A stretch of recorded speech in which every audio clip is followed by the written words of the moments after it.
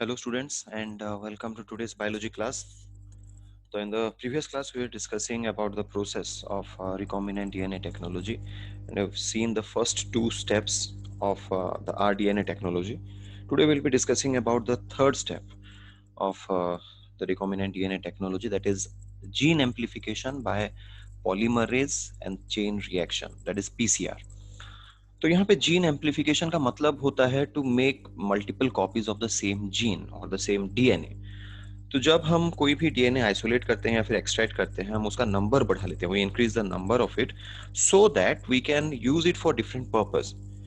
Now normally क्या होता है, जब आप एक जीन निकालते हो, when you are taking out a gene, the chances are there कि if you are having limited number of gene during the process it might be denatured, because बहुत सारे एंजाइम्स इन्वॉल्व होते हैं, बहुत सारे केमिकल रिएक्शंस इन्वॉल्व होते हैं in rDNA technology. It might be ruptured. So for that reason we need to amplify this.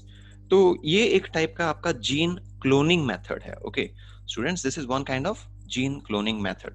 So let us see what actually happens in the PCR, polymerase chain reaction. So it is a method of in vitro DNA amplification.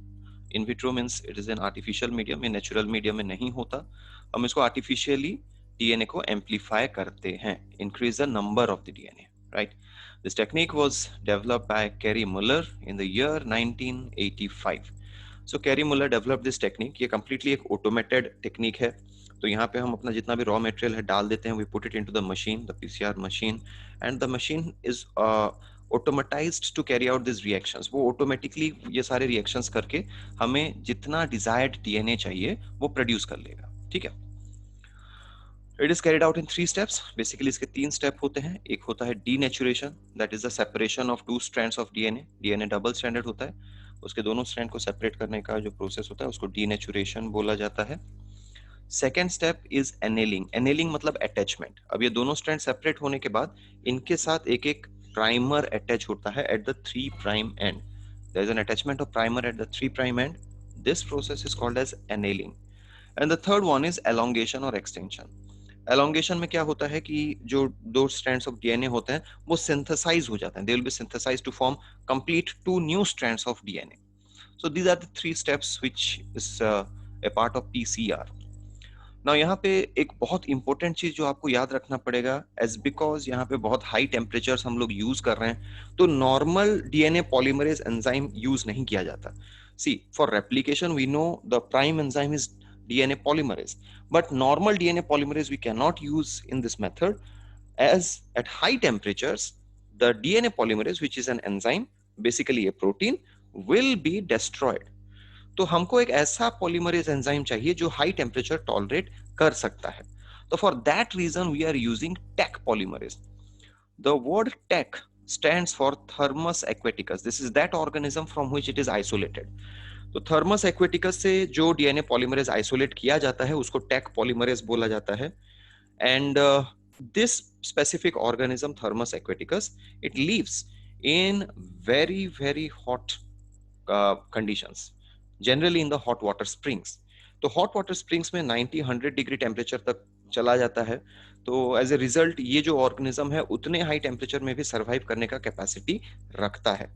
Okay, and that is the reason कि इसका जो DNA polymerase है वो भी high temperature tolerate कर लेता है. That is the reason we are using Taq polymerase in the PCR. Okay, so Taq polymerase is isolated from Thermus aquaticus that lives in hot water springs. Thus, its enzymes are tolerant to high temperature at which other polymerase enzymes may be denatured.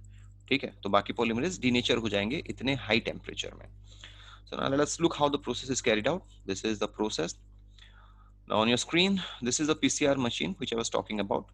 तो इसमें आप सारे raw materials डाल दो and you set the timing and कितना copy आपको DNA का चाहिए या फिर कितना साइकिल्स आपको रन करना है. You just feed it into the machine and the machine will automatically carry out this reaction.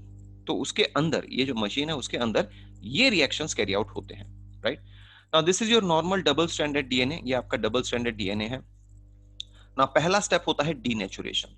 Denaturation में क्या करते हैं, ये जो 2 स्ट्रैंड्स ऑफ डीएनए है उनको पहले सेपरेट करना पड़ता है.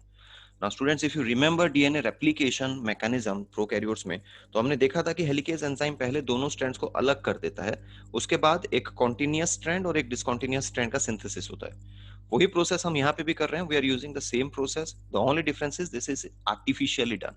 ठीक है, तो इसको सेपरेट कैसे करेंगे? We simply raise the temperature to 90 degree centigrade. तो जब आप 90 डिग्री सेंटीग्रेड तक टेम्परेचर रेज कर देंगे तो ये बीच के जो हाइड्रोजन बॉन्ड्स हैं, ये सारे हाइड्रोजन बॉन्ड्स टूट जाएंगे। These bonds cannot exist at high temperatures, they will break. Now once they break, two separate strands will be formed. दो separate strands form हो जाएंगे. This is one strand, this is another strand. Second step is annealing. Annealing means attachment of primer. ये हमने DNA replication में भी देखा था, लेकिन वहां पे आरएनए प्राइमर्स यूज होते थे towards the 3 prime end, RNA primers were attaching. यहाँ पे लेकिन हम लोग क्या करेंगे, डीएनए प्राइमर डायरेक्टली ऐड करेंगे, because there is no facility of proof reading. इसमें कोई प्रूफ रीडिंग का फैसिलिटी है नहीं, तो इसीलिए हम लोग क्या करेंगे, डायरेक्टली हम लोग ऐड करेंगे डीएनए प्राइमर, जो 3 प्राइम एंड में अटैच होता है। इसके 3 प्राइम एंड में यहाँ पे अटैच हो गया, और इस स्ट्रैंड के 3 प्राइम एंड में यहाँ पे अटैच हो गया। Okay, that is annealing.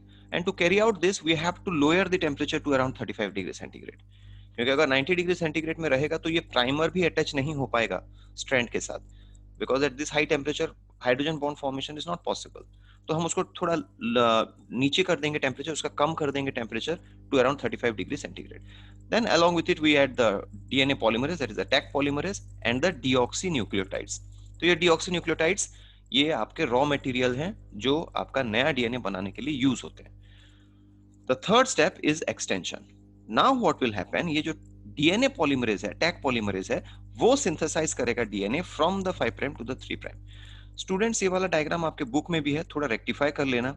यहाँ पे 3 प्राइम एंड है, this is actually 5 prime. Okay, यहाँ पे बुक में 3 प्राइम दे दिया है, ये 5 प्राइम है, और यहाँ पे ये वैसे ऑपोजिट हो जाएगा, this will be 3 prime, and same here this is 5 prime and this is 3 prime. Okay, तो ये थोड़ा चेंज कर लेना आप लोग, बुक में थोड़ा गलत दे दिया है।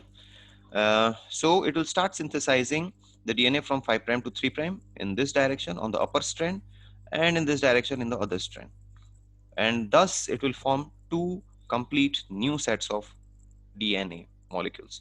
So this way of carrying out the enhancing the number of DNA is called as DNA amplification. और ये साइकिल यहाँ पे खत्म नहीं होता, ये फिर रिपीट हो जाएगा।